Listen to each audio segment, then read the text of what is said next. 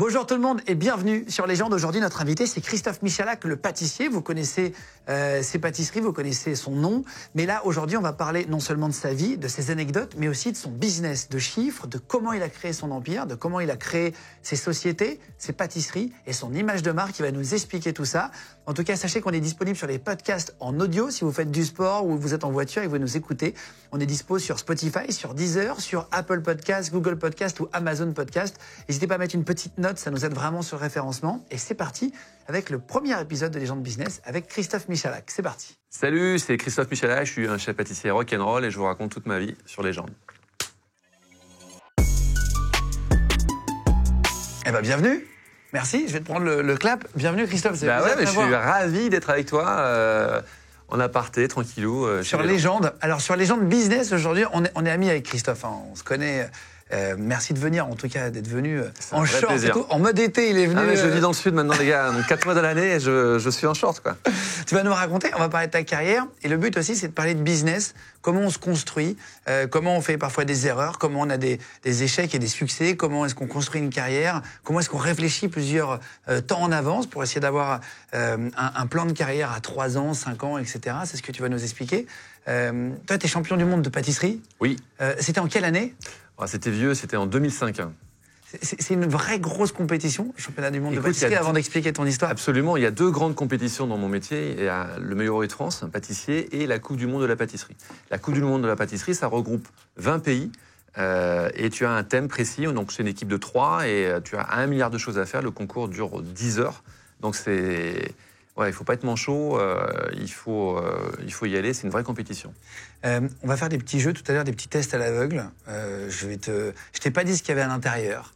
Je t'ai juste demandé si on pouvait manger des trucs, si t'étais pas malade avant, etc. Ouais. Je vais te faire goûter des pâtisseries de grands chefs et des pâtisseries qu'on a achetées au supermarché ou dans des boulangeries. On a essayé de trouver vraiment les choses les plus basiques, entre guillemets, pour que tu nous dises la différence à l'aveugle. On voulait t'entendre parler de pâtisserie. Ouais, bien sûr. T'es OK pour ça ? Mais grave. Et on va parler de chiffres aussi.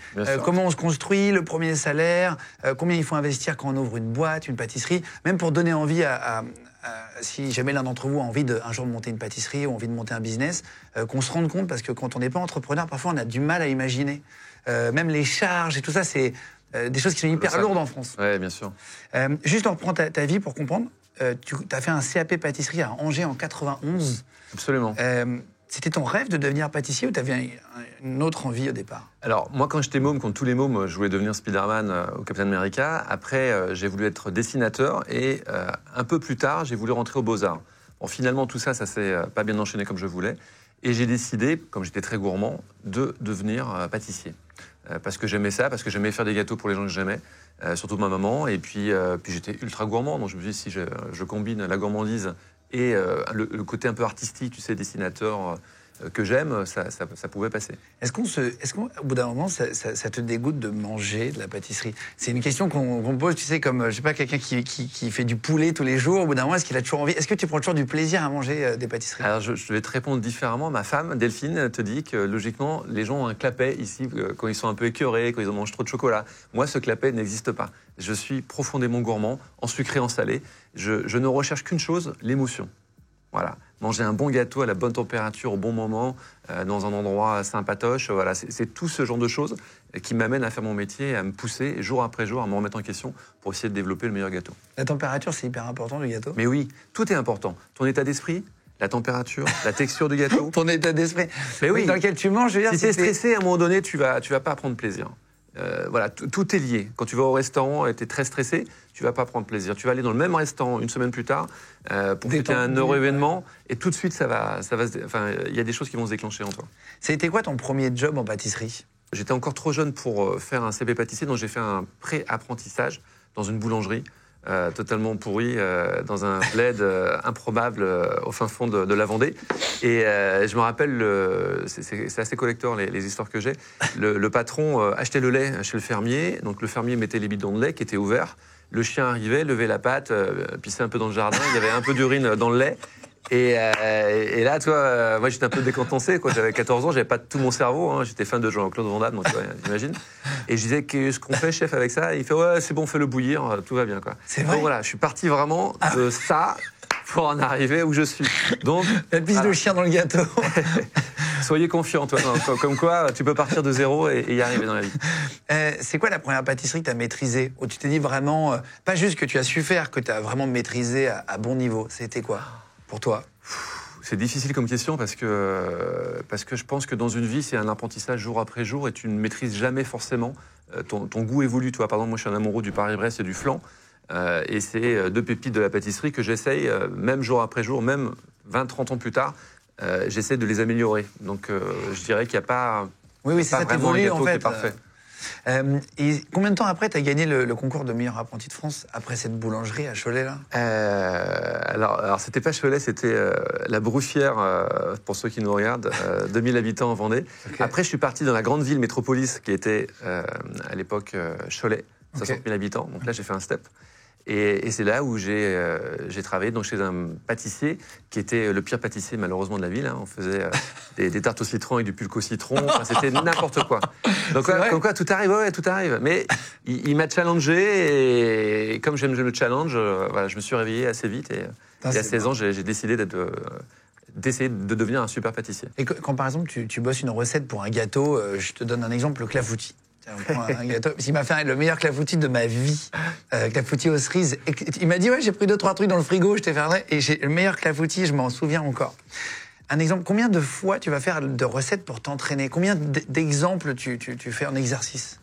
Ça peut être du premier coup, tu peux sortir quelque chose d'assez fabuleux, ou parfois c'est une dizaine d'essais et parfois ça marche pas vraiment. Il y a un gâteau que je n'ai jamais réussi à improviser, c'est la forêt noire. C'est un gâteau que je suis pas vraiment fan. Et je trouve que la cerise, c'est génial à manger comme ça, mais ça n'a pas vraiment de goût. Et la cerise plus le chocolat plus le kirsch, voilà, c'est quelque chose où je suis pas très à l'aise et j'ai jamais réussi à faire une forêt noire juste dingo. Et c'est un peu de la chimie en fait, c'est-à-dire que tu vas rajouter un peu de sel, un peu de sucre, un peu de machin. Ouais. Tu notes, c'est très précis, genre le grammage et tout ça. Alors la pâtisserie c'est archi carré, mais avec le temps, je cuisine aussi énormément et je me suis un peu rapproché de la cuisine qui est un peu plus instinctive. Et mon vrai plaisir actuellement, c'est d'être dans ma cuisine, d'ouvrir le frigo, savoir que tu viens, que tu aimes le clafoutis ou tu dis tiens, je voudrais un phare breton, je voudrais quoi que ce soit. Et là, je me dis en 20 minutes, je lui fais le phare breton de sa life.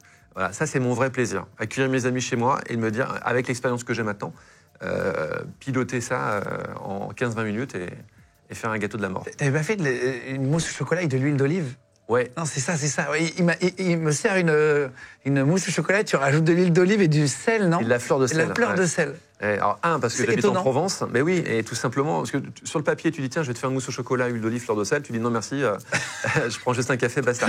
Mais si tu me fais confiance, tu vois, tu as vu en plus cette huile d'olive, justement, une huile d'olive, pardon, pas fruitée vert, mais une huile d'olive fruitée noire, c'est-à-dire qui a un goût un peu de truffe, un peu rond et pas piquant. Oui. Et tout de suite, avec la fleur de sel plus la rondeur du chocolat, ça match. Il y a une texture en plus dans la mousse au chocolat avec des blancs d'œufs qui fait que voilà, tout ça, c'est orgasmique. C'est marrant, on te sent passionné. Et après, donc, tu gagnes une bourse, tu pars travailler dans le luxe à Londres, au Hilton Park Lane, c'est ça? Ouais. 18 ans. Ouais. Alors, en fait, je gagne le concours du meilleur apprenti. J'ai une bourse de 500 francs. Mais moi, à l'époque, je suis avec ma maman qui est aide-soignante. Donc, on n'a vraiment pas d'argent. Pour aller à Londres, ma mère m'amène à Saint-Nazaire. Je prends le ferry toute la nuit. J'arrive à Portsmouth. Je récupère ensuite un bus et je pars en bus et on me largue comme ça en plein cœur de Londres. Donc, c'était quand même chaud patate. Et après, tu continues de travailler dans le luxe. En 93, tu rejoins le Negresco. C'est un hôtel de luxe à Nice, pour ceux qui ne voient pas. Et après, tu pars chez Fauchon en 95, où tu rencontres Pierre Hermé. Ouais. Il y a quelque chose qui t'a marqué chez Pierre Hermé? Alors, lorsque j'étais jeune apprenti, dès que j'ouvrais les magazines de l'époque, qui s'appelait le Journal du pâtissier, il y avait des recettes phares de certains chefs, et notamment celle d'un certain mec qui s'appelait Pierre Hermé. Et sur le coup, je trouvais que les recettes étaient incroyables. C'était le chef pâtissier de Fauchon, qui était à l'époque la plus grande pâtisserie de France. Donc, bien évidemment, mon rêve, c'était de travailler avec lui pour essayer d'en apprendre le plus possible. Et après, tu deviens chef pâtissier au Plaza Athénée? Oui. À 26 ans?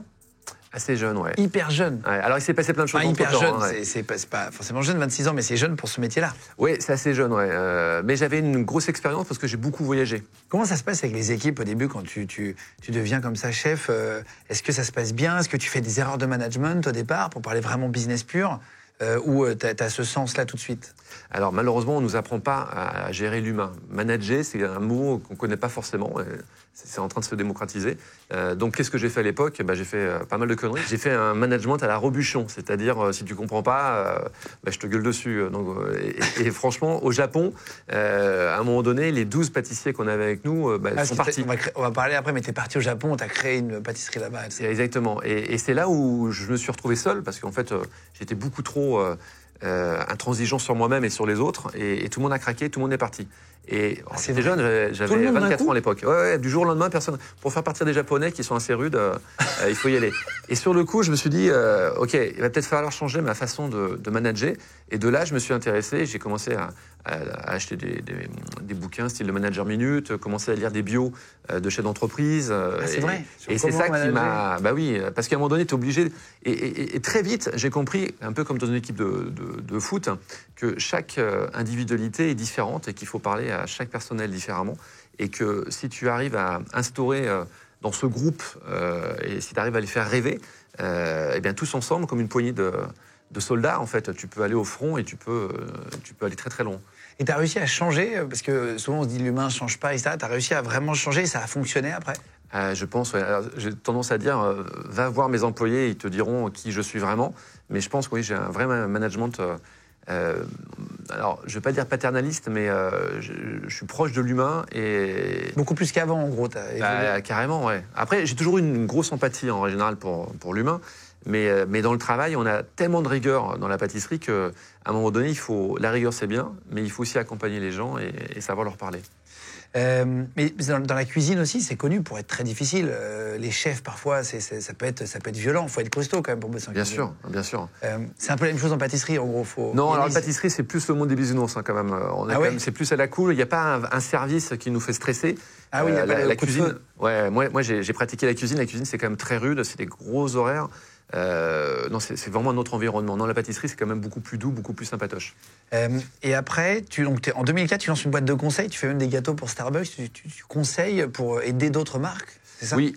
En fait, j'avais peur, j'étais artiste dans ma tête, mais je n'étais pas entrepreneur. Le seul pas que je pouvais faire, c'était de créer une boîte de conseils.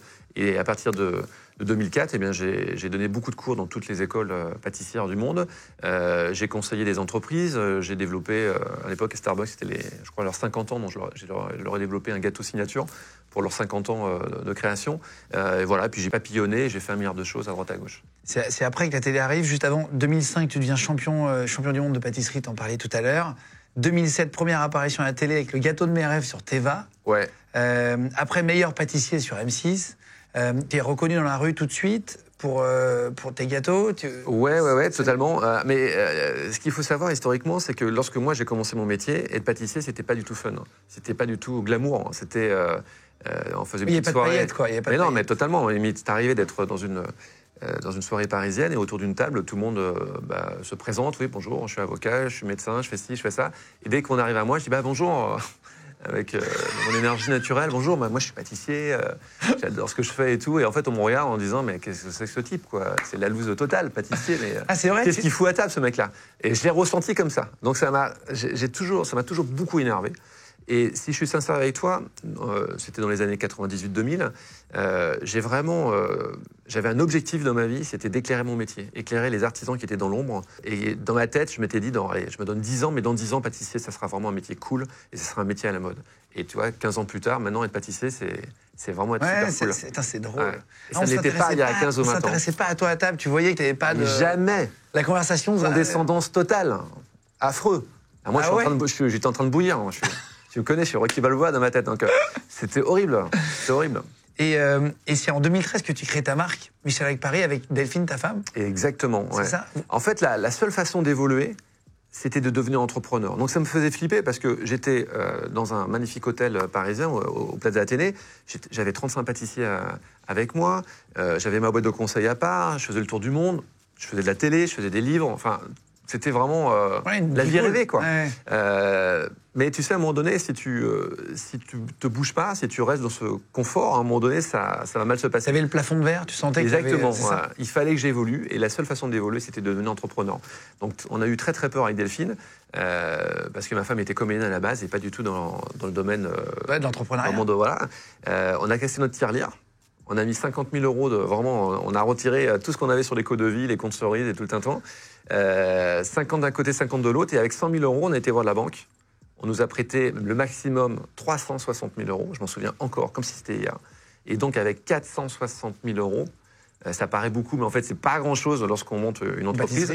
Eh bien, j'ai décidé d'ouvrir mon univers. Sauf qu'une pâtisserie, actuellement, le fonds de commerce, c'est entre 500 et 600 000 euros. Le matériel et tout le tintouin, on est sur 800 000, 900 000, voire 1 million d'euros d'investissement. Très, très vite. Donc 1 million d'euros, lorsque tu n'as que 460 000, c'est impossible. Donc j'ai fait quelque chose de différent, j'ai fait un truc plus malin. J'ai fait une petite école de pâtisserie. Et après, j'ai bidouillé, je faisais un ou deux gâteaux que je changeais tous les jours. Et voilà, ça a créé un buzz. Et petit à petit, École j'ai et grandi. pâtisserie. Absolument. Je peux te poser des questions en chiffres. Ouais. On va vraiment faire Christophe Michalak en chiffres. Combien t'as touché pour ton premier salaire? Est-ce que tu te rappelles? Alors, c'était en francs. Ouais. Je crois que C'est marrant, maintenant on sent qu'on est vieux quand on parle en francs tout de suite, c'est fou. Je crois qu'apprenti, premier apprenti, tu touchais, je crois, 700 francs. Ça fait combien en euros, ça? 700 francs? Ouais. Ça fait moins 500 de francs, c'est 75 euros. balles, hein. 100 euros? Ouais, c'est ça, ouais. 100 balles par mois, 60 heures par semaine. T'es content, hein? C'est pas beaucoup à l'heure, hein, ça fait Voilà. 1,20 €. Ton plus gros chiffre d'affaires à l'année, tu as réussi à monter à combien? Écoute, là, récemment, on a fait je suis assez transparent dans mes chiffres parce que bon, il n'y a pas de secret. On a réussi à développer 6 millions d'euros de chiffre d'affaires, dont 1,5 million d'EBITDA. Donc là, ça a été une très belle année et on a travaillé très dur, très, très fort. Bravo, c'est bien. Et puis il faut des succès, hein. C'est ça qui est important aussi, c'est de parler des succès, parce qu'il faut donner envie. C'est agréable d'avoir des envies quand tu es étudiant, tu te demandes, tiens, qu'est-ce que tu pourrais faire plus tard, tu vois, d'avoir des exemples et tout, donc c'est hyper bien de venir bien sûr. expliquer. Moi, je viens de rien, il faut savoir. Ouais. La pâtisserie, et même ce que je mangeais quand j'étais môme, c'était des raviolis Buitoni et de la purée mousseline, toi. Donc, et maintenant, je mange du 3 étoiles, donc il y a eu une évolution. Combien de salariés tu as eu au maximum? Je crois qu'on est monté à 70 à un moment donné, et on est redescendu, là, on est une cinquantaine d'employés, et ça fonctionne bien. C'est quoi ton plus gros investissement en chiffres? Est-ce que tu as acheté un four un jour? Je ne sais pas ce qu'on peut acheter qui coûte cher. Alors en fait, ma mère m'a toujours appris, quand tu gagnes 100 balles, tu mets 20 balles de côté parce qu'on ne sait pas ce que l'avenir nous réserve. Donc j'ai jamais fait encore de très gros investissements. C'est vrai? J'ai toujours réfléchi à tout. Qu'est-ce que je pourrais te donner comme... parce que même les fours, en général, j'essaie de mélanger mon image et de faire un deal avec toutes ces machines en disant, voilà, écoute, je communique un peu sur les réseaux sur ça et tu me fais au moins 50%. Parce que ça coûte tellement cher. Il y a des machines qui coûtent 150, 200 000 euros. Wow. Ouais. Oui, tu utilises ton image, c'est marketing, enfin, c'est intelligent. De toute façon, c'est une nouvelle façon de faire aujourd'hui. En fait, en vrai, quasiment tout le monde connaît ça maintenant. On voit bien les Instagrammeurs qui se font payer des trucs grâce à un échange de publicité, finalement. Absolument. Sauf que moi, c'était pas vraiment des cadeaux ou des affaires qu'on me donnait. Je négociais 50% du prix de la machine, je communiquais dessus, et puis ça a rentré dans ma boîte. Combien d'échecs professionnels tu as eu? Dans beaucoup d'émissions de business, ils parlent d'échecs, et c'est assez intéressant de savoir comment on s'en est servi après pour faire un succès. Alors tu sais, l'échec, il est nécessaire. Le truc, c'est pas le répéter 2 fois. Si c'est 2 fois de suite, ça veut dire qu'il y a un petit problème chez toi, mais l'échec, c'est nécessaire pour grandir, pour évoluer. Tous les grands sportifs ont eu un échec. Moi, mon plus gros échec, c'est peut-être lorsque j'étais à New York. Alors, ça venait pas forcément de moi. J'étais le chef pâtissier de Pierre Hermé à l'époque. On faisait du conseil pour un grand restaurateur. Et ce grand restaurateur, en fait, était vraiment un gros filou et en fait, me payait pas mois après mois, et ça s'est envenimé. Ça a été très compliqué et en fait, pendant une année à New York, j'ai passé plus de temps chez les avocats que à travailler. Donc, ça a été une année, j'avais 26 ans, j'étais en pleine balle, voilà, j'adorais mon métier, mais ça m'a perturbé. Et surtout lorsqu'il a appelé l'immigration pour ils disent que mon visa expirait de J1 et voilà, et que j'avais que quelques jours pour quitter la ville. Donc ça m'a foutu un peu les boules. Et donc, je n'ai eu qu'un seul rêve, qu'une seule vision dans ma tête, c'était rentrer donc à Paris, mais revenir pour redevenir le pâtissier le plus capé des États-Unis. Bon, finalement, je me suis très bien plu à Paris et j'ai décidé de faire ma carrière à Paris. mais j'avais qu'une idée en tête parce que j'avais mis tous mes meubles, le peu de meubles que j'avais, dans un storage à l'américaine et je payais chaque mois location de meubles. Voilà. Et alors, à un moment donné, j'y suis retourné pour ramener tout ça, mais j'avais qu'une vision en tête, c'était de revenir et prouver à ce gars-là que j'allais réussir sans lui. Et t'as vraiment dû rentrer? Ils t'ont mis dans l'avion et... Ah ouais, j'ai dû rentrer, ouais. Putain, c'est fou. Non, chaud. Ça rigole pas les États-Unis avec la carte. C'était la carte verte, c'est la green card? Ouais, même pas. Moi, j'avais un visa G1. Les visas G1, c'est visa étudiant. Donc déjà, j'avais un visa qui n'était pas adapté à mon travail. Mais bon, voilà, mais ça m'a aidé. Et est-ce que tu as déjà fait une erreur qui t'a coûté cher? L'achat de quelque chose ou une erreur dans le business? T'as acheté 2 tonnes de quelque chose? Non, j'ai un truc incroyable. Et ça, pour tous les futurs entrepreneurs, écoutez bien, parce que regardez bien quand vous signez les contrats. J'avais un numéro 3 dans ma boîte qui avait signé un appel d'offres pour la SNCF pour avoir une boutique Michalak en plein cœur de la gare de Lyon. Et sur le coup, voilà, il m'explique un peu le truc, je survole un peu l'énoncé du contrat, et je dis OK, banco, on y va. Donc je ne signe pas le contrat final, je signe juste l'avenant du contrat. 2 mois plus tard, ce type-là s'en va, j'ai une nouvelle DAF qui est géniale, et elle m'appelle en me disant « Ça y est, on a reçu le fameux contrat SNCF, Gare Connexion, est-ce que tu veux qu'on le regarde rapidement ?» J'ai OK, pas de problème, on regarde, et dès la première page, je vois un truc que j'avais jamais opté. Je vois un loyer, je m'en souviens encore, 150 000 la première année, 180 000 la deuxième année, 200 000 euros la troisième année pour un corner de 20 mètres carrés à la gare de Lyon. Enfin, un truc de dingue. Et tu reversais 15 à 20% de ton chiffre d'affaires. Donc en fait, c'est un truc, c'est même pas que c'est rentable. C'est que tu te coupes de bras. Voilà. Et j'ai appelé Gare et Connexion, un peu à la cool, à ma façon, en disant « Bon, bah écoutez, je suis désolé, mais là, je me suis fait totalement spolier sur cette histoire. Le type qui a géré ce contrat m'a totalement endormi. Moi, j'aurais jamais signé ça. Donc, écoutez, c'est un sujet qui va s'ouvrir dans 1 an. Moi, je me retire de tout ça. Merci, au revoir. Vous êtes très sympa, je vous adore. Gna, gna, gna. » Et la meuf, au téléphone, elle rigole pas du tout. Elle dit « Non, non, monsieur, non. Vous avez signé. Si vous voulez pas faire ça, eh ben, tant pis pour vous, mais vous nous devez 1 an de loyer. » C'est-à-dire 130 000 euros la première année. Oh, et là, tu rigoles pas. Tu es un entrepreneur, tu as 50 employés, 130 000 euros. Qui a 130 000 euros à donner pour rien. C'est vraiment jeté. Et ben, je me suis battu comme un dingue. Alors, j'ai quand même payé 3 mois. Donc, j'ai perdu 35 000 euros dans cette affaire. J'ai écrit à l'époque à Guillaume Pépi, président, le PDG. J'ai appelé toutes les connexions que j'avais, dont Alain Ducasse, pour m'aider à placer mon dossier. Mais j'ai pas dormi pendant 3 jours. C'est un truc de fou, quoi. Horrible. Et tu pouvais pas leur trouver un autre client Non, mais ce qui est dingue, c'est que j'ai payé 35 000 euros. Le Covid est arrivé, donc en fait, rien ne s'est passé pendant quelques mois. Et ensuite, ils ont remis tout de suite quelqu'un. Donc ils ont eu la possibilité de remettre quelqu'un à la place sans problème. C'est ça. Et quand tu es jeune artisan, mais c'est dégueulasse. Ouais, c'était pour un peu gagner de l'argent. Ta plus longue collaboration avec un collaborateur, avec un salarié? Oh, j'en ai beaucoup quand j'étais au Plaza. Je suis resté 16 ans au Plaza. Je crois qu'il y a des employés qui sont restés une bonne dizaine d'années. Là, actuellement, comme j'ai créé ma boîte en 2013 et on n'est pas loin de 2023 maintenant. Ouais. J'ai un gamin qui est là depuis 10 ans. Ouais, qui était apprenti, qui est encore là. Il s'appelle Jérémy. Fort.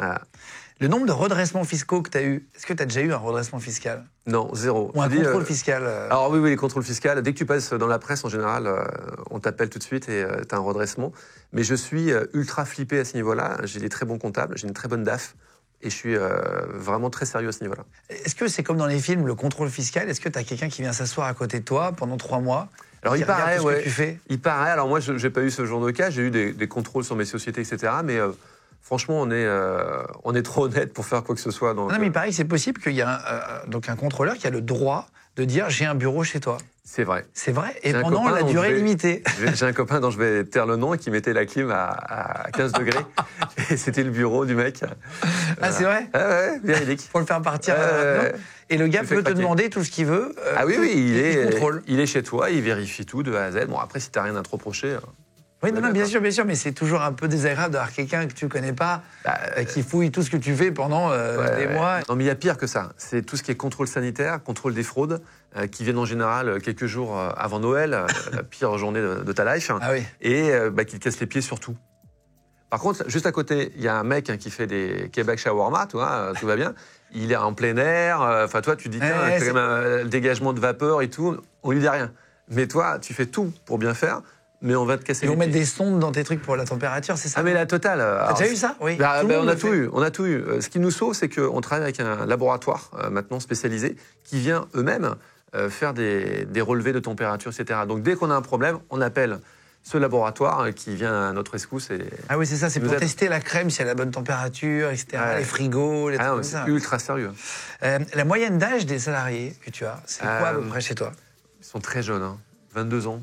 Ah, c'est vrai? Ouais, très très jeunes. Et l'âge auquel tu comptes prendre ta retraite, est-ce que tu t'es donné un âge depuis que tu as 20 ans ou 18 ans quand tu as commencé à bosser, 16 ans même? Est-ce que tu t'es donné un âge maximum? Alors tu sais, c'est un problème de génération parce que ma génération d'avant, ils travaillaient jusqu'à 90 ans. Notre génération a changé et puis la génération qui arrive, après Covid, là d'ailleurs, ils veulent chiller dès l'âge de 18 ans. Donc tout évolue en fait. Non, concrètement, non. Je me rappelle que Joël Robuchon avait pris sa retraite à 50 ans. Mais finalement, il a repris encore un autre business et il s'est relancé. Donc je pense que non, je pense que quand tu es artistique et entrepreneur dans l'âme, il n'y a pas un moment donné où tu as envie d'arrêter. Ouais. Et puis après, si tu arrêtais, tu aurais peut-être envie de recommencer ou de refaire un autre truc. Oui, ou différemment, ouais. Se remettre un autre objectif. C'est ça qui est important. Parce que on va en parler après, mais tu as eu un accident à vélo il n'y a pas très longtemps. Et tu vas nous expliquer après, mais ça t'a changé un peu ta vision de ta vie aussi en fonction de l'histoire de chaque entrepreneur. Il y en a qui peuvent avoir envie d'arrêter plus tôt ou plus tard. Bien sûr. Ça dépend aussi de la vie qu'on a et des accidents. Juste en 2013, tu crées ta marque, tu disais, et ton école, qu'est-ce qui se passe dedans? C'est quoi? C'est des élèves qui viennent à l'année? Tu viens passer un diplôme? C'est relié à l'État? C'est quoi? Pas du tout. C'est une école où tu te connectes sur Internet. Tu peux prendre des cours de 3 heures sur des thèmes différents. Le thème des tartes, le thème des best-of gâteaux Michalak, sur les macarons, sur ce que tu veux. Et lorsque tu arrives, c'est une vraie masterclass. Tu as un chef devant toi qui travaille, qui t'explique tout, qui va te faire 3 propositions de macarons, différents parfums, etc. etc. Et il t'explique tout, l'origine de l'amande, comment on traite le macaron, toutes les techniques, etc. Ça peut être un peu participatif où tu touches un peu la matière, mais ça reste quand même une vraie masterclass. Et je trouve que si tu veux vraiment comprendre, par exemple, si on reste sur l'histoire des macarons, si tu veux savoir faire des macarons à la perfection à la maison, eh ben, c'est le meilleur moment, quoi. C'est toi qui donnes des cours parfois? Est-ce que tu y allais pour lancer, on parle marketing maintenant vraiment pur et business pur, mais est-ce que tu y allais, tu donnais des cours pour attirer aussi, pour faire connaître l'école au départ? Absolument. Tous les mercredis, je donnais un cours exclusif pendant plus de 10 ans. Donc je donnais un cours le matin, 3 heures, et un autre cours l'après-midi de 2-3 heures. Et pendant 3 heures, je chatte, je parle, je fais mes 3 gâteaux, et à la fin, on est content, et c'est mon plus grand plaisir. Et donc tu ouvres ta première pâtisserie à Paris, et en 2018, tu ouvres ta première pâtisserie à Tokyo. Oui. Pourquoi tu pars à Tokyo? Parce que tu n'es pas parti aux États-Unis finalement pour retrouver le chef pâtissier. Et oui. Mais avant les États-Unis, j'ai vécu 1 an à Kobe exactement. Et, rien à voir avec le bœuf de Kobe ou Si, absolument. Ouais, c'est la banlieue d'Osaka en fait, Kobe. C'est une très jolie ville, toute petite, mais très. Le bœuf de Kobe, pour ceux qui ne voient pas, c'est le bœuf qui est très gras et qui a un peu de blanc parce que c'est le gras en fait au milieu de la viande et qui est du coup très tendre. C'est le bœuf qui est massé, je crois. Massé, nourri à la bière. Très cher, ça n'a rien à voir. Ouais, c'est le prix est exceptionnel aussi. Absolument. Voilà, c'est la spécificité de Kobe. Et bref, j'avais des très bons souvenirs. Et il faut savoir en fait que la pâtisserie, elle rayonne en France et elle rayonne énormément au Japon. Le niveau des pâtissiers japonais au Japon est astronomique. C'est vraiment vrai. Des mecs, c'est des tueurs à gages. Les gâteaux sont incroyables, bons, goûteux, jolis. Donc vraiment, les 2 villes où tu peux rayonner, en tout cas dans le monde, très rapidement, c'est Paris et Tokyo. Voilà, donc mon rêve a été exaucé. Et au Japon, donc tu ouvres, c'est là où tu fais une erreur de management, tu disais, où vraiment t'es trop dur par rapport à peut-être la culture, pourtant de la culture locale, ils sont pas faciles non plus. Les Japonais, ils sont très durs. Absolument. Ils sont même très durs envers eux-mêmes. Absolument. Et pour te dire que c'était rock'n'roll. Et donc tu les as fait partir, et après tu as réussi à pérenniser la pâtisserie, tu as retrouvé d'autres chefs avec qui ça s'est bien passé? Ah ben radical. Non, mais l'homme que je suis aujourd'hui n'a rien à voir avec le petit branleur que j'étais à 25 ans. Parce qu'on ne m'avait pas donné les codes. C'est pour ça que c'est important de bien former les gens. Et l'humain, pour moi, l'humain est le centre névralgique d'une entreprise. Je ne peux rien faire sans mes équipes. C'est primordial. Aujourd'hui, donc, tu as 50 salariés, tu disais 3 pâtisseries et 50 salariés. C'est compliqué de recruter, pour parler business aussi. Ce qui est fou, c'est que le monde a changé radicalement après le Covid. Ah, t'as vu une différence vraiment? Tout le monde dit ça. Radical. Tu as vu Dans le monde, ouais. Il faut se réveiller. C'est drôle parce que tu regardes les informations, personne n'en parle. Mais là, il y a un cas, on parle du réchauffement climatique qui est très grave, mais on ne parle pas de tous les artisans qui n'arrivent plus à recruter. Qu'est-ce qui se passe? Il y a un vrai problème. Il faut regagner le goût de l'effort. C'est primordial. On ne veut plus travailler, on ne veut plus faire d'efforts. On veut chiller, on veut faire ci. Moi, pendant des années, j'ai fait beaucoup de ruptures conventionnelles aussi pour des bons employés qui sont restés longtemps chez moi et qui voulaient réfléchir à faire quelque chose, mais un peu tranquillou. Donc voilà, rupture conventionnelle. Ça veut dire que pendant 2 ans, tu ne les vois plus. Ils sont payés à 80% de leur salaire. C'est génial, c'est une force énorme. C'est la force et la chance d'être en France. On est trop aidés pour Je pense qu'à un moment donné, ça ne nous aide pas, ouais. Et ça, tu as vu une accélération après le Covid? Tu as vraiment vu un marqueur? Ah, là, c'est ouf. C'est ouf. Alors, pour l'instant, tout va bien, mais là, j'ai des projets d'ouverture de boutique et de développement d'un gros laboratoire. Et là, je commence à flipper parce que je me dis, mais comment je vais recruter alors que personne n'arrive à recruter? Oui, c'est vraiment le sujet qui te préoccupe le plus. Mais ça fait 2 ans que ça dure. Hein. Ah, c'est ça. Ouais. Mais qu'est-ce qu'ils font, les gens, s'ils ne bossent pas, s'ils n'ont pas le goût de l'effort? C'est une très bonne question. Et c'est pour ça, peut-être... il faut faire attention à ce qu'on dit, mais moi, ce qui m'a motivé dans ma vie, c'était que je voulais faire partie d'une élite. Je voulais travailler, je voulais devenir vraiment un grand pâtissier. Et j'avais une niaque, quoi. Je me nourrissais au Rocky Balboa à l'époque, au cinéma. J'avais faim, j'avais vraiment faim d'arriver jusqu'en haut. Et il faut retrouver ça, en fait. Parce qu'il faut peut-être rêver aussi. Il faut peut-être donner envie. Et c'est pour ça que c'est bien aussi de faire cette émission, je trouve, et de faire la partie business, parce que ça te donne envie aussi d'être... autre chose. Est-ce que les réseaux sociaux n'ont pas bouleversé tout ça? Mais radicalement. Est-ce que le fait de voir des gens sur Instagram où tu as l'impression que leur vie est mieux que la tienne toute la journée, où tu te dis, ah putain, lui, il a cette soirée, la chance, lui, il a tel événement, tel festival, dans telle île, tu te dis, putain, la vie qu'il a, c'est incroyable. C'est vrai, hein? Tu as tout à fait raison. Le seul truc, c'est que Instagram n'est pas la vraie vie. Donc, on montre ce qu'on a envie de montrer. La vraie vie, c'est de prendre une feuille de papier, vierge, prendre un stylo, écrire sur cette feuille de papier ce que tu veux vraiment être. Et tu te dis, voilà, mon objectif, c'est de faire ça. Alors, moi, je suis fan de tennis. Je ne vais pas gagner Roland-Garros, là, à 49 ans, hein, c'est pas possible. Mais quand j'étais jeune, mon souhait, c'était, et je l'avais écrit, d'être champion du monde de la pâtisserie et de devenir, de faire partie d'une élite dans mon métier. Et c'est ça qui se m'a fixer motivé. une route. Ben oui, et c'est ça. Et même à 49 ans, j'ai la même niaque que lorsque j'avais 16 ou 17 ans. Ça n'a pas changé. Et c'est ce qui me bouleverse en même temps dans le bon sens et ce qui me donne une énergie folle. Est-ce que les charges patronales sont trop élevées en France? Est-ce que tu trouves que toi qui as travaillé à Tokyo, dans d'autres pays, même aux États-Unis, etc., est-ce que tu trouves qu'on est trop chargé en France par rapport aux autres pays? Alors, il y a un énorme débat, bien évidemment. Quelqu'un que tu vas payer 2 000 €, en fait, t'en payes 4 000. Alors, c'est vrai qu'à un moment donné, tu dis, mince, mais pourquoi mon employé, il prend pas 4 000 direct et on est tranquille? Et toi, il serait tellement ravi et il pourrait se donner à fond. Bon, voilà, c'est pas le cas. Mais on a aussi la chance d'être dans un pays magnifique. On essaie de contenter tout le monde, c'est un peu, oui, c'est complexe. Hein. Est-ce que tu as déjà été trahi par un collaborateur? Alors écoute, en général, vraiment, avec Delphine, on a un management vraiment pas paternaliste, pardon, mais très, très fixé sur l'humain. On est vraiment, je pense, des bons patrons, entre guillemets. Mais c'est ce que j'ai ressenti quand je suis venu dans écoute, ton relationnel avec les gens. Tu ne peux pas me faire plus plaisir. Moi, c'est la priorité de tout. On a eu un employé qui était un directeur de boutique, de toutes mes boutiques, et qui était cantonné en fait dans une boutique, ma boutique de Saint-Germain-des-Prés. Et il se trouve que le chiffre d'affaires de cette boutique en fait n'arrêtait pas de dégringoler. Donc on se posait des questions, et à chaque fois qu'on lui posait des questions, en fait, c'était jamais sa faute, c'était toujours la faute de quelqu'un. Et au bout d'un an, à force de dire ça, d'avoir ce même discours, je me dis tiens, c'est quand même bizarre.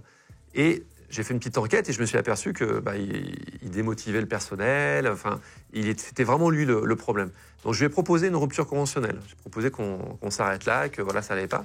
Il accepte et quelques jours plus tard, il refuse et il se met en arrêt maladie. Tout ce que j'adore. C'est que j'aurais pu, pour faute professionnelle, m'en séparer. L'arrêter tout de suite. Eh ben non, il se met en arrêt maladie, ça dure 6 mois. À l'époque, on envoie des courriers, et son docteur lui permet de voyager partout en France avec sa maladie, sa pseudo-maladie. Je me dis, mais c'est quoi ce délire? Ça a duré 6 mois. Au bout de 6 mois, il m'a attaqué au prud'homme. Oh là là, J'ai eu la c'est vrai. totale. Ouais. Alors, accroche-toi bien. On n'a pas dormi pendant des nuits avec Delphine. On a tout gagné. Tout gagné. Sauf que les 5000 balles de frais d'avocat, Ah oui, bah, oui, tu les payes, c'est quoi. ça, c'est ça, évidemment. Donc en fait, ça te pourrit la tête. Tu payes, C'est des emmerdes, tu mets de c'est l'argent long. à la poubelle pour rien. Et puis même pour tes employés, tout ça, c'est pas bon, c'est pas sain, quoi. Donc tout ça pour ça. Et ça, ouais, ça m'a chagriné. Ouais, c'est pas le plus. Et alors, une question un peu personnelle que je me suis toujours demandé, mais quand tu es chef comme ça et que tu as des très bonnes recettes de gâteaux, est-ce qu'il y a certains petits secrets que tu ne donnes pas à tes employés pour garder un peu de. Non. Tu vois, ta petite touche? Non, parce que si tu veux, les gamins que tu recrutes, tu vas les former. Tu peux pas les payer 4 000 €, ça serait pas possible, on mettrait la clé sur la porte. Donc tu les payes correctement, ils ont plein d'activités sympatoches, on fait très attention à eux, mais la priorité c'est que lorsqu'ils sortent de chez moi, ils ont un cumul de recettes incroyable, ils ont des techniques qu'ils n'ont pas vues ailleurs. Donc ils sont surcapés, c'est-à-dire que c'est comme une forme d'apprentissage. Tu rentres dans mon entreprise, si tu restes 2-3 ans, lorsque tu sors, tu es encore plus fort. Oui, t'as un bon Tu peux CV. exactement. Tu peux te vendre 5 à 6 fois plus cher Ah oui, à après. l'étranger sans aucun problème derrière. Est-ce qu'il y a une énorme importance dans le marketing dans ton métier? Est-ce que c'est hyper important d'avoir un nom? Est-ce que ça change vraiment? Est-ce que la télé t'a permis, le fait d'avoir ton nom, de faire un plus gros chiffre d'affaires? Alors déjà le mot marketing, je le déteste. Le marketing, c'est comment faire acheter aux autres quelque chose dont ils n'ont pas besoin. Non, ah oui, tu crois? Ah ouais. Donc le mot marketing, parce que dans certaines grandes boîtes pâtissières ou chocolatières, enfin dans mon métier, il y a un bureau marketing qui est très fort. Et en fait, c'est le bureau marketing qui choisit un petit peu les tendances et qui vont soumettre les idées aux chefs pâtissiers en disant tiens, l'année prochaine, c'est la couleur violette, faites Ah des oui. trucs, voilà. C'est un point de vue assez négatif. Ça, j'aime pas du tout. Est-ce que l'image... Je vais refaire ma question alors. Mais je laisserai quand même cette partie-là pour l'expliquer. Ouais, hein, est-ce que l'image publique de la télé t'a servi pour faire un plus gros chiffre d'affaires au départ, pour starter ton entreprise? Absolument. Je sais que lorsque j'avais 2 émissions télé à plein pot, dont une quotidienne, et lorsque j'ai ouvert ma première boutique, c'est vrai que tout ça, cet emballement médiatique m'a aidé, bien évidemment. Heureusement, parce que tout coûte tellement cher qu'à la fin, il ne te reste tellement rien que c'est très compliqué. Et il faut garder toujours beaucoup d'humilité dans ce métier, quoi. Oui, tu vois que tu es invité sur des plateaux, tu peux parler du coup de ta pâtisserie, etc. Tu sens que c'est un vrai aspirateur. Donc par exemple, pour un jeune qui commence, aller même sur TikTok ou faire quelque chose et se faire un peu voir, c'est utile pour le business. On va pas se mentir, les gens te voient, c'est une forme de vitrine. Je sais que lorsque j'ai arrêté la télé, je pense qu'on a dû perdre 20% sur la première année. Ah, c'est vrai. 20% C'est intéressant. de chiffre, ouais. Tout doucement, tu sais, qu'on a regagné par la suite, parce que la priorité, c'est que mes clients soient satisfaits, et on se bat vraiment jour après jour. On a l'impression que les gâteaux, c'est sympa, c'est de façon Instagram, que tous les bouffons de l'époque, là maintenant, tout le monde fait des gâteaux sur Instagram, filmés pendant 3 heures. Putain, déjà, c'est titanesque, hein, ça te prend la journée pour faire ça, il faut avoir c'est de l'énergie. du boulot, la pâtisserie, c'est du taf, quoi. Mais la pâtisserie, c'est tout sauf ce genre de film. Alors, il y en a qui le font très bien, et d'autres qui en font trop. Mais un gâteau, c'est le respect de la matière première, le savoir-faire. Tout ça, c'est un énorme travail, quoi. Et tu as fait pas mal de collabs avec Big Fernand, j'avais noté, avec La Reims, la Maison du Chocolat, avec Nicolas Cloizeau. Tu as fait plein de collabs. Ça, c'est important aussi dans ton métier de faire des collabs pour être... Alors là, je rebondis différemment. En fait, je déteste les collabs. Non, mais c'est vrai, la Maison du Chocolat, je l'ai fait parce que j'ai beaucoup d'affection pour cette maison. Je trouve que voilà, elle m'a fait rêver quand j'étais môme. Je trouve que ce qu'ils font est remarquable, donc c'était un vrai plaisir. Après le reste, Clarins, c'était sur un food truck, why not? Bon, voilà, si c'était à refaire, je le referais pas. D'accord, oui, c'est plus business. C'est plus du business. Ouais. D'accord. Et est-ce que, alors, entre le prix de revient d'un gâteau et le prix de vente, est-ce qu'il y a des gâteaux qui sont pas rentables parce que ça coûte cher? Je sais pas, par exemple, tu parlais d'amandes tout à l'heure, et tu as parfois des prix des matières premières qui explosent, mais que tu continues à faire parce que ça fait parler de ta pâtisserie. Et est-ce qu'il y a des gâteaux qui sont extrêmement rentables par rapport à d'autres, par exemple? Alors là, tu parles d'un chef d'entreprise qui a tout fait avec le peu d'argent qu'il avait. Donc je fais très attention à ça. N'oublie pas que ma mère me disait toujours, tu gagnes 100 balles, tu mets 20 balles de côté. Pendant quelques années, pendant presque 5 ans, je n'ai pas utilisé la vanille. Parce que la vanille était à plus de 600 € le kilo, c'était démoniaque. Là, on est passé à 300 €. Donc maintenant, je réutilise la vanille attention, c'est vraiment de caviar noir. Ah, c'est vrai? Tout doux, ouais. On fait très attention à ça. Donc, et après, pour répondre encore mieux à ta question, un gâteau, s'il est trop cher, si on sait qu'on ne va pas le vendre, même si c'est un gâteau exceptionnel, on ne le fait pas. On ne le fait pas parce que s'il n'est pas vendu, il va partir à la poubelle. Et tu le mets plus cher? Ouais. Après, il faut rester raisonnable. Psychologiquement, faut rester... faut pas péter les plombs, quoi. Alors, on te dira toujours que mes gâteaux sont trop chers, mais moi, je vais faire un parallèle avec la parfumerie. Pour la parfumerie, tu as le conditionnement, le parfum qui doit coûter à peu près 1,50 €. Le flacon coûte à peu près 1 €. On est d'accord? Donc 2,50 €, c'est vendu entre 50 et 60 balles. Minimum. Sur 5 ans, le parfum ne se détériore pas, donc tu as une DLC illimitée. Ouais. Tu as à peu près la même chose dans un gâteau. 1,50 € de coût matière. Et alors, pas forcément 1 €, mais sur certaines boîtes, tu as presque 1 € de boîte. Donc, ton gâteau, tu vas le vendre 6, 7, 8 €. Ton parfum, tu vas le vendre 60, 70, 80 €. Ouais. OK? Et le gâteau, il a 24 ou 48 heures de vie. Le parfum, il a 6 mois de vie. Donc, tu vois l'équilibre.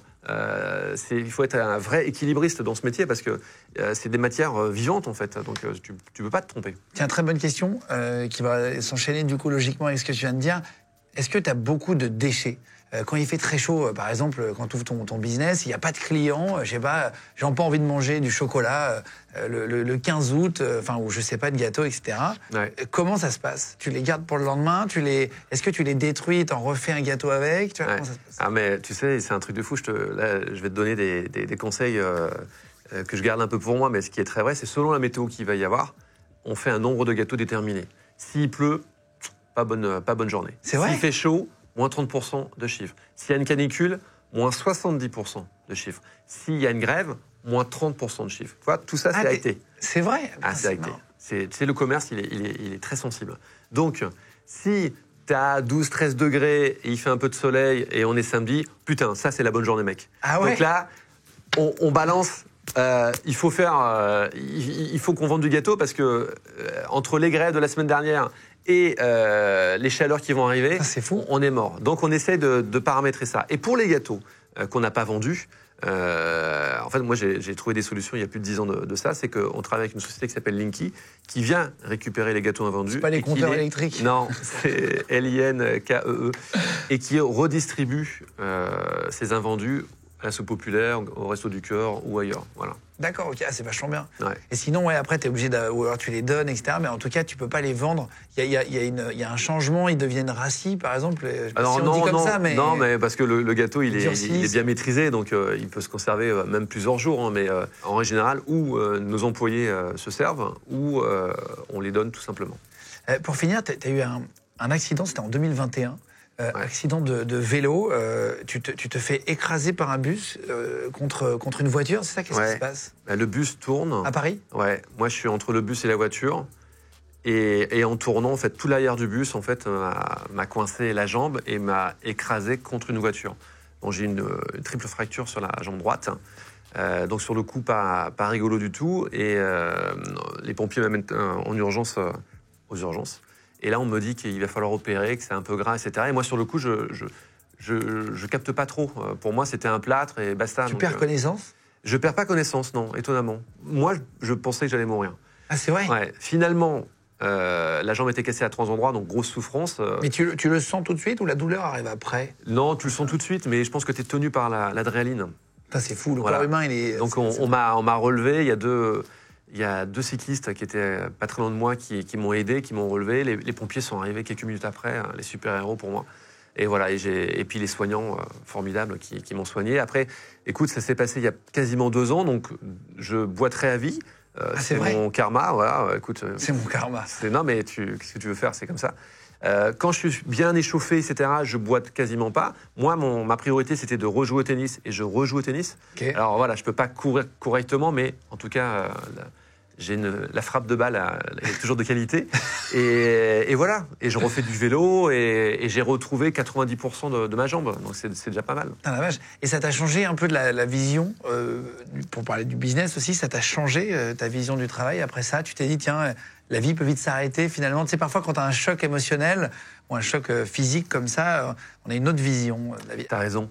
En fait, il y a eu 3 événements dans ma life. Il y a eu cet accident qui a été vraiment un déclencheur. Et ensuite, la perte de deux de mes amis pâtissiers qui ont eu un cancer foudroyant. Voilà. Même 2 ans plus tard, tu vois, j'y repense encore assez souvent. Et en fait, tu te rends compte que tu n'es que de passage, que la vie est très courte et que j'ai mis les choses en place pour que si je me fais refaucher par un bus, ma famille est à l'abri et tout peut être piloté différemment. Ah voilà. ouais. Donc, bien plus prudent, quoi. Totalement, ouais. Donc, moi, j'ai fait rentrer un groupe là récemment dans ma boîte qui s'appelle Cresque, piloté par Didier Tabary, un mec génial, avec qui j'ai beaucoup d'affinités. Et voilà, on a le projet de monter la marque et d'aller encore plus haut. Et cette vision, je ne l'avais pas avant mon accident. Avant, je voulais rester jeune entrepreneur, artisan, tranquille. Seul à la tête avec ta femme. Seul à la tête avec mes 50 employés. J'ai passé un cap différent maintenant. Et c'est pas compliqué, justement, de vendre une partie des parts à un groupe? Est-ce que tu n'as pas peur, quand tu le fais, de faire une bêtise, de ne plus avoir la main? Alors, je pense qu'il faut trouver les bonnes personnes. Il faut bien cadrer ton contrat. Et moi, dans ma tête, c'est très clair. Après cet accident, voilà, j'ai vu les choses différentes et je veux toujours évoluer avec un partenaire, différemment. Mais je veux être moins stressé. Je veux profiter un peu plus de la vie et surtout de ma famille. C'est quoi tes projets futurs? Est-ce que tu as d'autres projets business, je parle? Alors, projet business, oui. Le plus gros truc actuellement, c'est d'ouvrir un gros laboratoire. C'est un peu le rêve de tout pâtissier. C'est un laboratoire à l'extérieur de Paris de 1000-1500 mètres carrés qui va me permettre d'alimenter d'autres pâtisseries boutiques et d'autres boulangeries à travers Paris.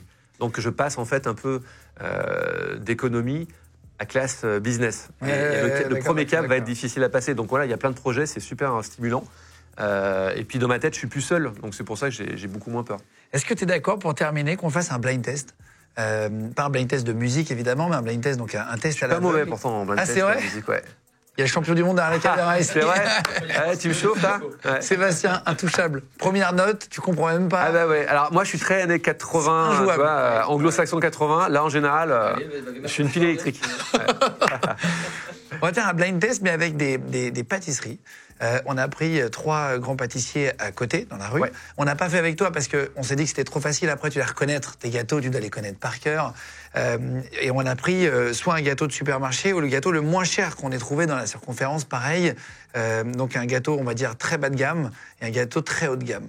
On va te mettre 2 bouchées à chaque fois. Ça sera le même gâteau. Tu vas goûter, tu vas nous dire lequel est du grand pâtissier et pourquoi il est meilleur. Ok. Et pourquoi l'autre est moins bon, etc. T'es d'accord? J'adore ce genre de deal. C'est parti, on fait rentrer les 2 premières cuillères. Allez, on va faire rentrer Louis. Donc cette fois-ci, on va pas te demander les yeux tout de suite. D'abord, tu vas regarder visuellement la différence. Tu vas nous décrire ce que tu vois. Bon là, on voit tout de suite ce qui va et ce qui ne va pas. Donc il y a 2 tartelettes à la framboise, comme tu vois. Est-ce que tu peux nous dire la différence? Écoute, la différence visuelle, tu as une tarte framboise sur un fond.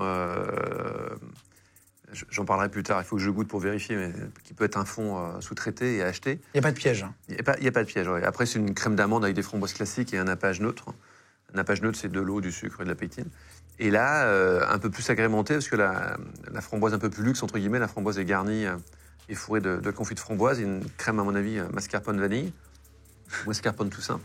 Et puis peut-être une sorte de crémeux peut-être framboise au fond. Ça, c'est des framboises qui ont l'air d'être surgelées, non? Qui ont été non? Pas forcément, mais elles n'ont pas une bonne gueule. Très bien. Je te dis de qui c'est ou pas besoin? Non, c'est Cyril, ça, non? Exactement. Ouais. Ah, putain, tu connais... Non, mais je suis Wikipédia. Je passe ma vie à faire du benchmarking, à regarder, à goûter. Oui, j'imagine. Cyril Lignac, ici. Et ça, c'est...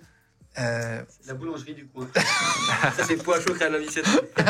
C'est ça, pois chaud crème amicette. Mais tu vois, c'est important parce que souvent on peut critiquer, toi, les gâteaux de Cyril ou les miens qui sont trop chers. Non, ils sont pas chers. Il y a un vrai professionnalisme, il y a de la matière première de folie, et puis il y a un savoir-faire. Alors tu vois, déjà, à la caméra, tu le vois pas, mais la pâte a été détrempée. C'est-à-dire que là, toi, c'est tout mou. Ah ouais.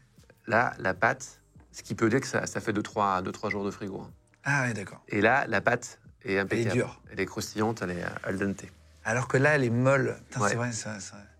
C'est rigolo d'avoir un vrai avis. Ah, tu sais, c'est comme les œnologues qui boivent du vin, t'en apprends tous les jours. Bon, bah là, c'est ce que je te disais, toi, c'est une pâte sablée, mais qui est un peu épaisse, qui est un peu remouillée. Et tu n'as pas une crème d'amande, mais tu as une sorte de confit framboise. Et tu sens que ça ne doit pas être la fête du slip. Au niveau des pâtisses. En fait, ce qui est compliqué, que si on vient déjeuner chez toi, c'est de ramener. Tu peux pas ramener un gâteau.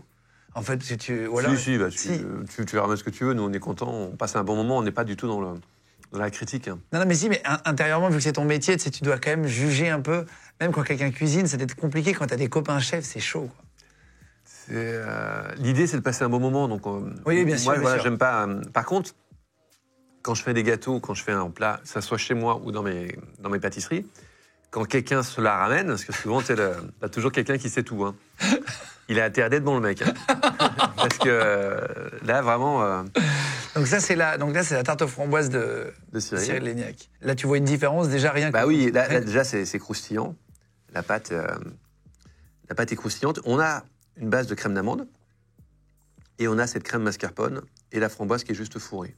Donc là, il y a une vraie différence. Et on voit, la framboise est fourrée une par une, quoi. C'est pas, ça n'a rien à voir. Ça n'a strictement rien à voir. Ah, c'est vrai. Mais on a le vrai goût de la framboise fraîche, le côté vert un peu de la framboise, la chantilly mascarpone qui est très légère. Et puis, la base de la tarte, pour moi, c'est un sablé, une crème d'amande. Quand tu goûteras, c'est roulé en berline et roulé avec une vieille caisse. D'accord. Alors attends, je vais en profiter, je pose la question à Louis. T'as pas de micro, mais la différence de prix, c'est quoi? Parce que tu parlais des prix, c'est que c'était beaucoup plus cher. C'est simple, là, c'est du simple au double. C'est-à-dire que la pâtisserie de Cyril Lignac, elle vaut 8 € et la pâtisserie qu'on a achetée en boulangerie, c'est 4 €. Mais ça, c'est même limite trop cher par rapport à ce que c'est ça. Là, il n'y a pas d'émotion, en fait. Il n'y a pas d'émotion, c'est pas très bon. Tu te remplis le bide. Oui, autant manger des bons gâteaux, tu vois, autant se faire du bien, même dans ton corps. Là, c'est bon, c'est une très bonne tarte, c'est croustillant, fondant. C'est une très bonne tarte. Hein. Et à 8 €, ça les vaut amplement. C'est bien, t'es élégant avec les autres pâtissiers ou est-ce que c'est la guerre entre pâtissiers ou est-ce que c'est autre chose? Non, sincèrement, on est quand même tous presque potes. C'est collégial et sympathique. Après, tu tombes mieux avec certains que d'autres. Évidemment. Mais là, il faut reconnaître le travail. Moi, je fais toujours du benchmarking. Toutes les semaines, je vais acheter 5 gâteaux chez un confrère. Je les goûte. Si c'est mieux que moi, je dors pas de la nuit, je retravaille. Non, mais tu sais, ça te tire vers le haut. C'est ça. Et même si c'est moyen, t'es pas dans la critique. Toi, tu veux te juger. Où est-ce que tu te situes par rapport à tout ça? Tu veux te situer par rapport aux autres. Merci pour celle-là. Tiens, on va en faire un deuxième. Cette fois-ci, c'est un millefeuille de Pierre Hermé. Je l'ai reconnu. Le 2000-feuille. Le 2000-feuille. D'accord. Ah, c'est pas le millefeuille, c'est le 2000-feuille. Tiens, merci beaucoup. Et l'autre, il vient d'où? Il vient de chez une grande surface. D'accord, merci beaucoup. On voit la différence déjà tout de suite, là. Moi, je connais bien le demi-feuille de Pierre. Donc, c'est un demi-feuille au praliné. Il y a un croustillant praliné feuilletine. En plus, je l'ai fait à l'époque lorsque je travaillais chez lui. Il y a une crème mousseline, il y a un peu de praliné. Voilà, c'est bombesque. Hein. C'est un de ses meilleurs. C'est vrai. Une de ses meilleures ventes. Et là, alors, paradoxalement, moi, j'adore le fondant. Sur le millefeuille, tu sais, quelque chose de classique. Oui. Parce qu'il y a un petit truc Madeleine de Proust que j'aime bien. Voilà. Oui, de ton enfance peut-être, ou Absolument. tu as mangé de l'époque. Hein. Il faut savoir que le millefeuille, c'est un produit très, très, très compliqué parce qu'il est très bon lorsqu'il est fait le jour même. Si tu le manges le lendemain, il va remouiller. C'est un produit qui ne supporte pas la médiocrité. Ouais. Donc, il faut qu'il soit frais. Alors, tu sais, tu connais la technique de Bibi pour couper le millefeuille. C'est où tu coupes comme ça et tu as toute la crème qui va partir. Ouais. Où tu vas couper comme ça. Et là, tout va se couper nickel. Ah, pas mal.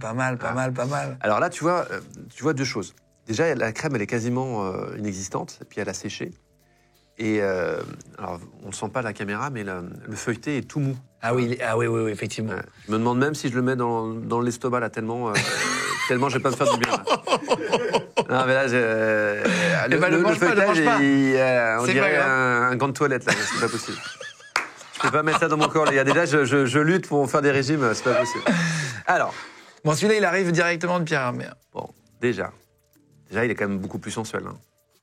Bon, là, il fait un peu chaud sur le plateau. Hein. Ouais, il fait 27. Écoutez. Tu entends? Oui, c'est pas la même chose. Voilà. Ah oui, là, t'en prends une grosse bouchée, Ouais. par contre. On Hein. va rigoler. Ah oui, donc un millefeuille, tu le penches de côté.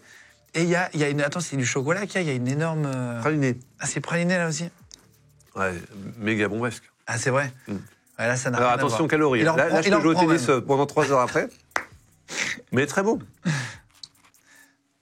Regardez, le feuilletage, ça c'est la base du feuilletage hein, qui est saupoudré de sucre et qui est cuit. Ah oui, qui est un peu Donc qui caramélisé. a caramélisé.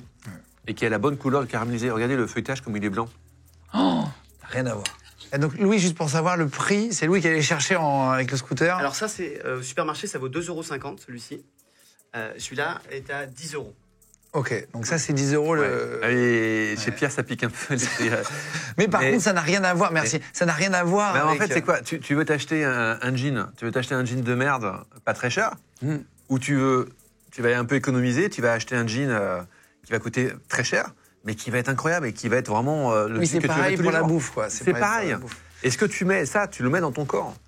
Donc moi, ce que je mets Tu dans es mon ce que tu corps, manges. je veux, putain, il faut que ça me fasse plaisir, quoi. Toi, je peux pas bouffer de la merde, quoi.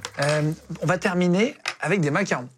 Ok. Euh, Je mange plus de macarons depuis au moins 20 ans, mais j'en ai ras-le-bol, j'en ai trop fait dans ma life. Ah, c'est vrai. Voilà, t'es un mais oui, spécialiste. mais let's go, ouais, on s'y Alors, connaît un peu. je te dis pas de qui ils sont. Ouais. C'est pas compliqué, hein. Vraiment là, on est simple. Hein. Bon, bah, hormis la taille, il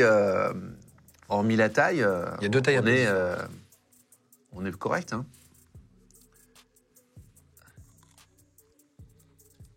J'ai senti en tout cas que ça croquait un petit peu. C'était un peu croustillant. Non, c'est très correct. Hein.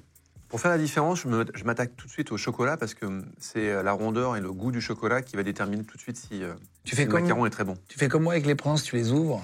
Alors, Moi, je fais ça avec les princes. non, pas forcément, c'est pour éviter Je racle avec les dents de le manger. chocolat. Et tu vois, la coque, les deux côtés, la coque est plutôt belle. Il n'y a pas de piège, hein, c'est toujours pareil. Il y en a un qui est d'une très grande maison et l'autre qui... La ganache est bien meilleure, elle est beurrée. Beaucoup plus agréable. Et tu vois, là, la confiture, elle est très brillante, donc très sucrée. Et puis, il y a peu de garniture. Même si, visuellement, c'est plutôt honorable. Hein. Ouais, c'est limite difficile de voir Ouais. à l'œil nu comme ça. Hormis la garniture qui est beaucoup plus petite, là, on a quand même 30%, 40% de plus. C'est un peu kiff-kiff bourricot. C'est drôle parce que autant le millefeuille, il y a une vraie différence, autant la tarte framboise aussi, c'est radical. Clair et net. Autant là, sur le macaron, visuellement, c'est carrément kiff-kiff. Et par contre, gustativement, il y a quelque chose de meilleur sur les plus grands. Mais c'est pas non plus... C'est pas non sur plus la ganache très chocolat, frappant. tu la sens bien. Sur le reste, voilà, c'est pas non plus percutant. Est-ce que tu les reconnais? Là, ils sont vraiment... c'est pas le nôtre, ils sont un peu plus petits, le nôtre. C'est pas Pierre, parce que pour moi, ils sont garnis plus généreux. Peut-être la durée, mais je suis pas sûr. C'est ça. La durée. C'est ça, c'est ça. T'es un fort. Putain, je suis bon, les gars. Et il en a pas mis d'un Et je côté. vous jure que c'est pas pipé, hein. Ah non, bah non, nous, franchement, je t'ai dit qu'on fera un blind test en arrivant, Ouais. c'est ce que j'ai dit au début de l'émission, parce que ça, si t'étais pas malade, si tu voulais bien goûter des trucs, mais je t'ai pas dit ce qu'il y avait dedans. Donc c'est assez fou ce que tu dis, c'est qu'il n'y a pas une énorme différence finalement entre la durée et vraiment le petit point chaud. Alors, le petit point chaud, c'est sous-traité, à mon avis, ça. Ça, c'est Ah oui. sous-traité quelque part. Attention, les macarons à la durée sont en règle générale très bons. Mais sur ces parfums-là, le chocolat, la framboise et le caramel, c'est assez lambda, quoi. Il faudrait vraiment taper sur du macaron un peu plus... avec un parfum un peu plus rock'n'roll. T'as une petite question, t'as des enfants, est-ce que t'aimerais qu'ils fassent la même chose que toi, plus tard? Écoute, On a une passion mon comme ça, fiston Victor, qui est fabuleux, pas forcément. Déjà parce que c'est pas simple d'avoir un père pâtissier, c'est pas facile. Et je pense que ton fils comme le mien, ils sont à peu près de la même génération, auront à l'avenir plusieurs carrières. Ils vont faire 2 ou 3 métiers. Plusieurs carrières, Ouais. à moins qu'ils soient passionnés fort par quelque chose aussi. Oui, mais tu sais, le savoir lié à Internet, maintenant, ça va très vite. Et je les vois pas. Je vois pas mon fils devenir pâtissier toute sa vie. Tu vois, peut-être qu'il sera pâtissier un quart de sa vie. Ouais, et puis Ça après, il ça fasse le autre branche. chose, etc. Mais il a une fibre artistique, donc je pense qu'il fera autre chose. Et à mon avis, la future génération auront, je pense, 2 métiers, voire 3 métiers dans une vie. Génial. Il y a le spectacle de fin d'année. Ouais, c'est pas une blague en plus. Ouais, c'est pas une blague. Et on est raccord, Et on c'est est- pile poil dans l'heure. Exactement. Ah, Merci 1000 fois d'être venu. C'est trop plaisir de Merci t'avoir eu. beaucoup, c'était génial. Voilà, les gens de business, on a fait une émission avec vous pour parler un peu de business. Et c'est hyper intéressant d'avoir aussi l'envers du décor et de savoir comment ça se passe. Je trouve ça vraiment charmé. Merci de vous abonner de plus en plus nombreux. Je mets tous les réseaux de Christophe, l'adresse, etc., même de la pâtisserie, de l'école. On met tout en cliquable sous la vidéo si vous voulez aller voir. Merci à vous de vous abonner de plus en plus nombreux à Légende et on se retrouve très vite.